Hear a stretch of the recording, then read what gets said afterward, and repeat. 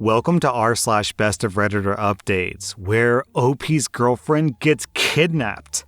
Our next Reddit post comes from r/slash relationship advice. I'm a 26-year-old guy, and I've been dating this girl, Mary, who's 25. We'd been dating for over a year, but she came from a very, very strict Indian family. She said she was lucky that they allowed her to work, and they would be extremely against her dating someone, that they wanted her to get married to a guy of their choice. We met at college and ended up at the same company. We had passionately hugged several times, which she said was a big no-no, so she wanted to keep it a secret, which I did. 8 months ago, out of the blue, I received a message from her. It said that we were done and she didn't want me to contact her again. We hadn't had a fight. In fact, we had a romantic dinner just the night before, and yet I got this message. I called her several times, sent her texts and everything. I even planned to go to her house to talk to her, but decided against it due to her family. I even tried calling some friends of hers, but they just said that she had ghosted them too. I was heartbroken, and after 2 months, I decided to get back out there, but just couldn't find someone with that same spark. I had basically given up on dating and started focusing on my career, and I recently even landed a very high-paying job. I was happy, but lonely. 3 days ago, I got a message from one of Mary's friends. She said that Mary was over at her place and she had been there for nearly a week, and she was asking to meet me. I was hesitant and asked her if she was playing a cruel joke on me after the way that we broke up. But to my surprise, the friend broke down crying and said that she couldn't explain over the phone. I went there, and sure enough, Mary was sitting there. She looked thinner, a bit paler, and very, very sad. She saw me, started crying, and hugged me, and then we sat down to talk. She said that her family had seen us together, and when she went home that night, she was yelled at. She lives in a big joint family, so her parents, grandmom, 3 uncles and aunts, and about 13 cousins live under the same roof. She said they took away her phone, prevented her from going to work or contacting anyone. They said that they had pressured her into telling them how far our relationship had gone, and when it was revealed that she wasn't a virgin, her family went berserk.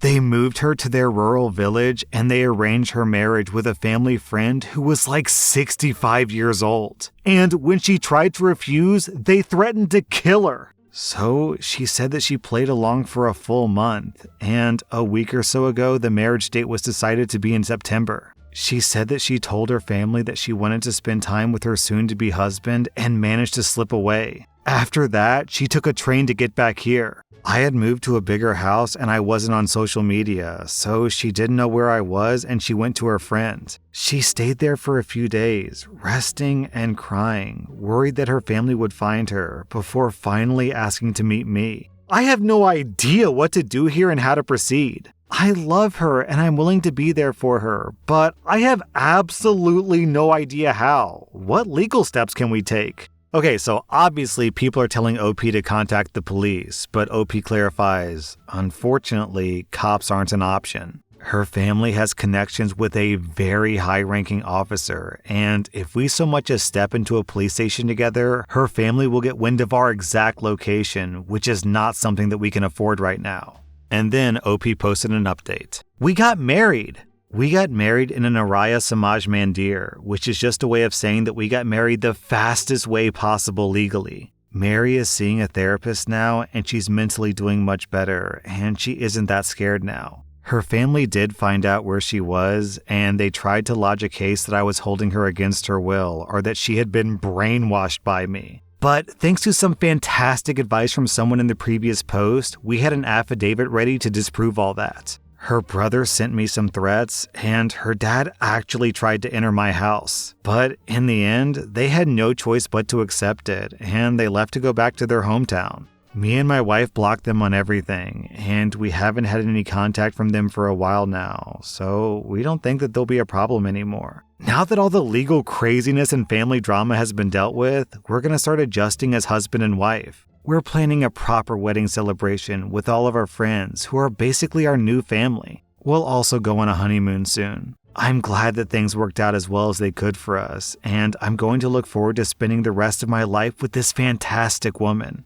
Yo, that is crazy. How old did OP say that he was? Did he give an age? Mary's 25, married to a 65-year-old dude. Man, I am so glad that she managed to escape because her parents were just basically throwing her life away. Our next Reddit post comes from r/relationship advice. My best friend is Sarah, who's 26, and her husband is Matt, who's 28. They've put me in a very difficult position with my fiancé, Jack, who's 30. I've known Matt since my childhood. He was my neighbor and we were friendly. Sarah and I were roommates in college and became close friends. When I introduced Sarah and Matt, they hit it off and started dating each other. I was happy to see two of my friends get together, but also annoyed that I became the third wheel and was often ignored or set aside because they were so into each other. By the time that I graduated, Matt had completely dropped me as a friend. That saddened me, but I was still good friends with Sarah, so it was what it was. Sarah and I would frequently hang out, but I never talked with Matt other than the occasional polite hellos. Sarah would sometimes try to do couple dates with her and Matt and me and my dates. I found out that Matt had developed an unpleasant personality and would frequently be rude and condescending towards me. However, he's a very devoted and loving husband to Sarah, so for her sake, I ignored him. When my fiancé and I got engaged, we had no plans to do a party. Sarah was disappointed that we didn't throw an engagement party, so she organized a small get-together at her home to celebrate us. The party was nice, and as things were winding down, my fiancé and I went to thank Sarah and Matt for their sweet gesture before we took our leave. Matt was pretty tipsy by then, and out of nowhere he suddenly hugged me. And in front of my fiancé said that he's so glad that I was finally settling down, and he's relieved that now I'll be over the crush that I had on him. I was shocked and told him that was not true. He just laughed and told Jack that I was always chasing him and he had to work hard to keep me away. I dragged Sarah in and asked her to please fix this mess, and she was like, "Oh, he's drunk, ignore him. You know I always trust you. I know you wouldn't act on your crush." My fiancé Jack was pretty pissed by this point and he walked out. I ran after him and tried explaining that this wasn't true, but he told me that he doesn't want to be anyone's second choice or their backup plan. Since that night, he isn't talking to me or returning my calls. I've talked to Sarah multiple times to clear things with Jack, but she's brushing me off. I don't understand why they believe this, or why she'd stay friends with me if she thought that I was into her husband. I was in her wedding party, and I did so much work for her wedding because her sister, who was the maid of honor, was too busy. I've helped her through her pregnancy and have babysat her kids so many times. She never gave me any indication that she thought this, and why would she want me close to her family if she believed this? I feel humiliated that these people think that I was pining away for a jerk like Matt. I need help in convincing Jack that this isn't true. I'm so mad at him for throwing away our relationship over what some drunken idiot said. I don't know what I'm going to do about my friendship with Sarah. And then OP posted an update. I talked to Sarah again and asked her why she would think that I had a crush on Matt. She said that when I first introduced them, I had talked up Matt and gushed about him, and she took that as me being into him. I said that I was fond of him since I've known him for a long time, but that doesn't mean that I want to be with him. She said when they started dating, I was often upset about it. I said that I wasn't upset about their dating. I was upset that she would make plans with me and then leave me to be with him. And when we were all together, I didn't enjoy being the third wheel while they ignored me. That had nothing to do with wanting him. It had to do with being excluded by my best friend. I asked her why she hadn't said anything before, and she explained that she could manage the situation. She'd asked Matt to stop talking to me completely, and she engineered situations so there was little chance of us socializing with each other. I asked her that, now that I've explained that I never had a crush on Matt, can you please talk to Jack and tell him that? She said that she didn't want to lie. This frustrated me immensely. She could ignore my imaginary crush for years and manipulate me, but they won't talk to my fiancé to help my relationship? I told her I was done being her friend. Thinking back, I was always doing stuff for her, and she used me, but she did little for me in return. Then OP posted another update. I wrote a long letter to Jack explaining the entire history of my relationship with Sarah and Matt with the recent screen caps. I asserted as best as I could that I had never pined after any guy, and I loved him and he was my only choice. After days of silence, Jack agreed to talk to me. We met, and he said that he sees two ways of interpreting the situation. One, Matt and Sarah are right, and he doesn't want to be my second choice.